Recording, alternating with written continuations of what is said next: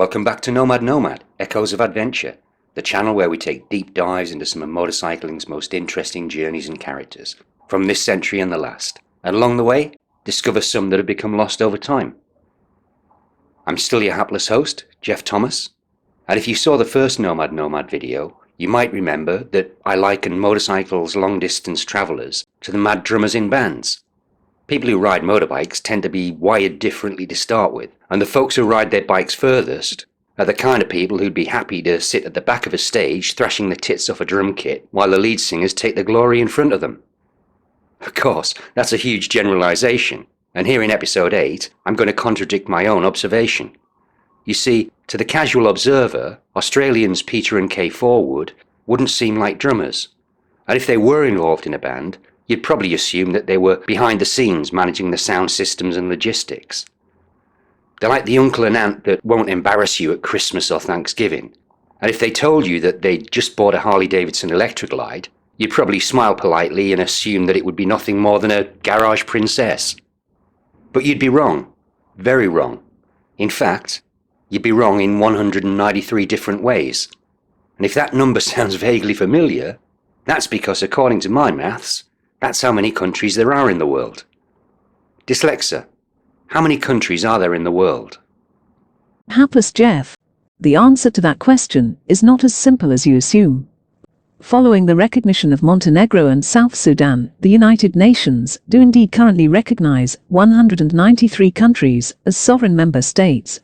However, in your attempt to appear intelligent, you have failed to mention the observer states of Palestine and the Vatican City, sub-states like Scotland and Wales, or the contested states such as Kosovo.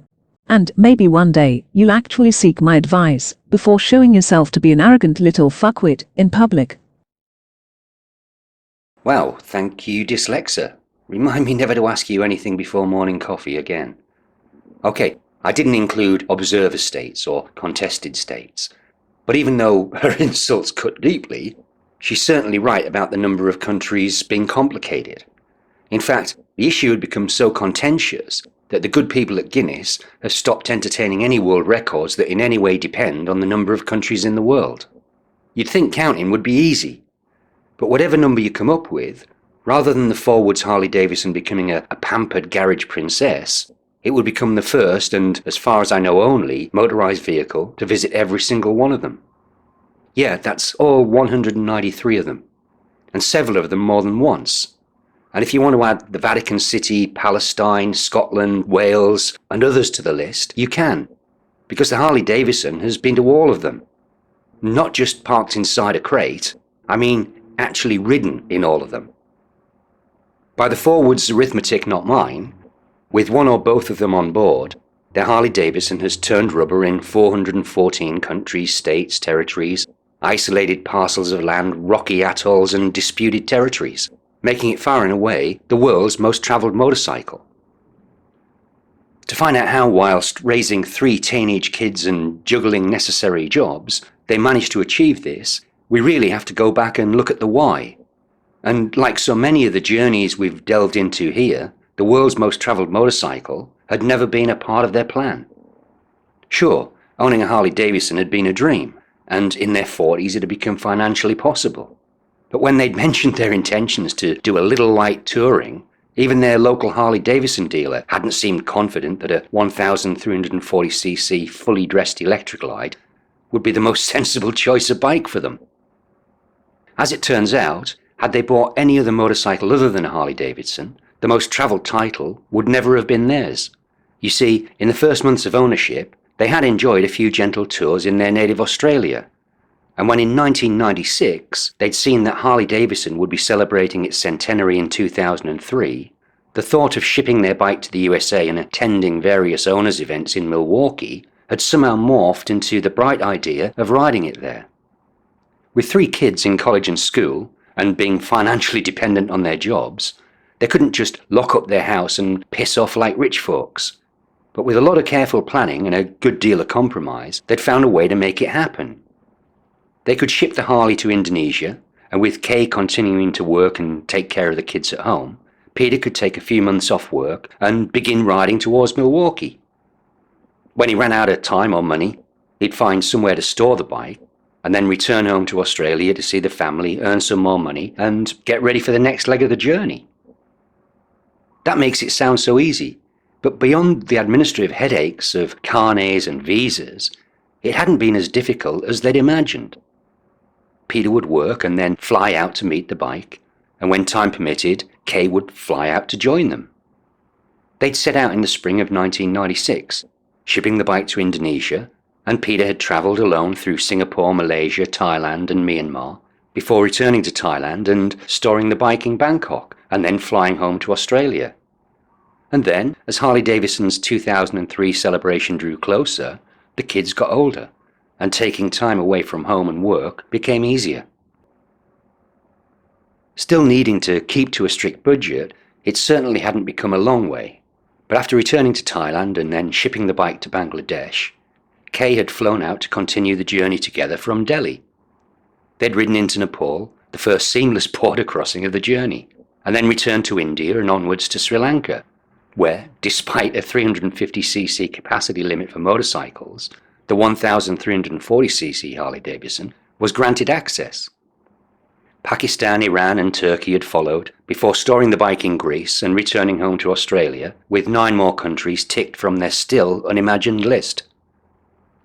At the end of 1997, Peter and Kay had flown to Greece and taken their journey deeper into Europe.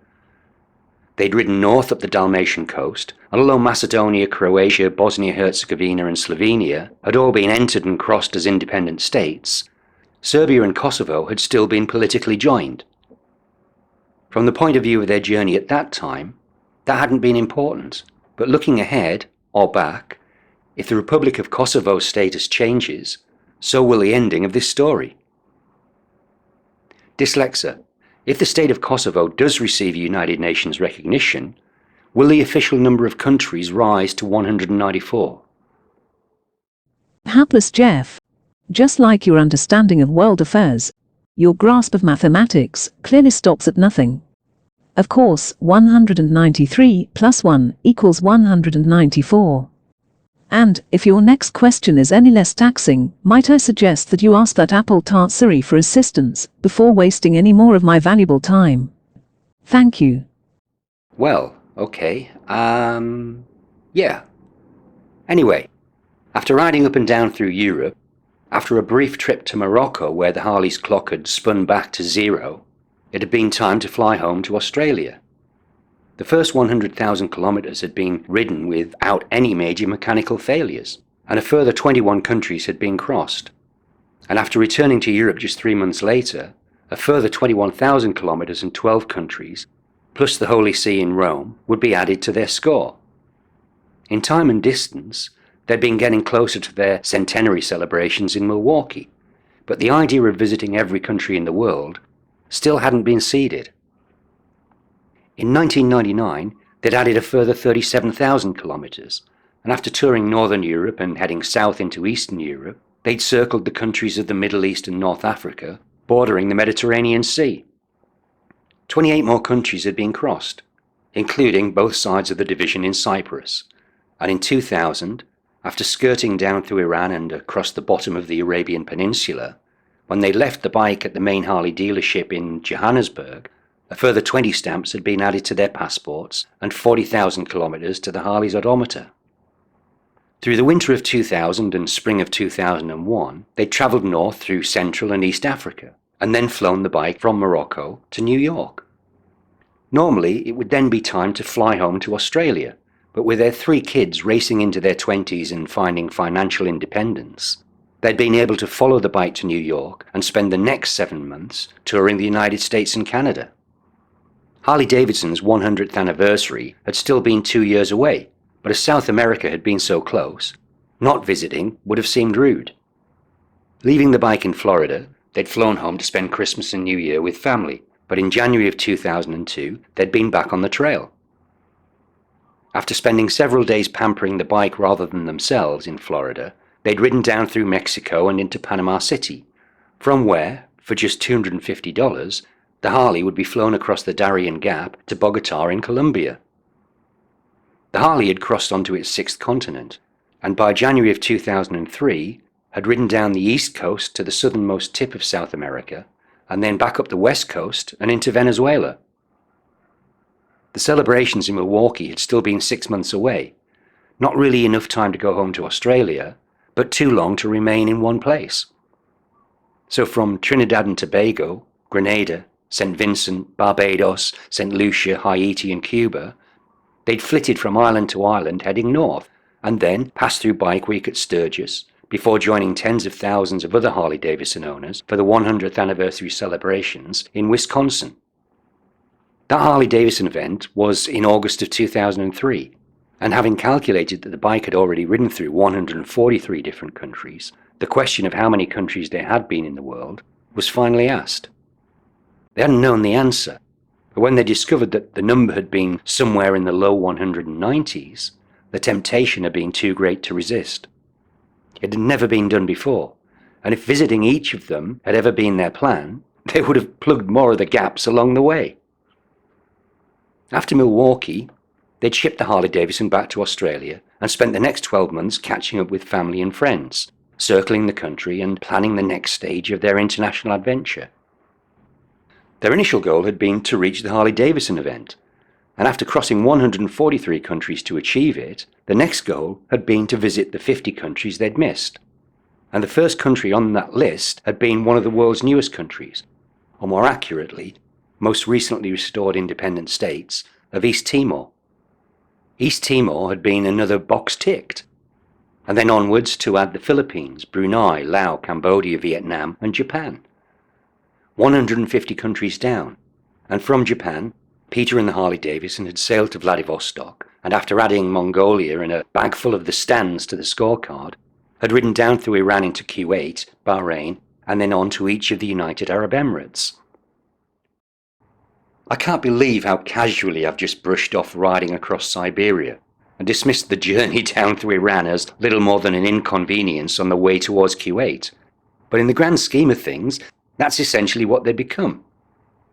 And even Kuwait and Bahrain would be trifles in comparison to other countries that were known to be more difficult to enter.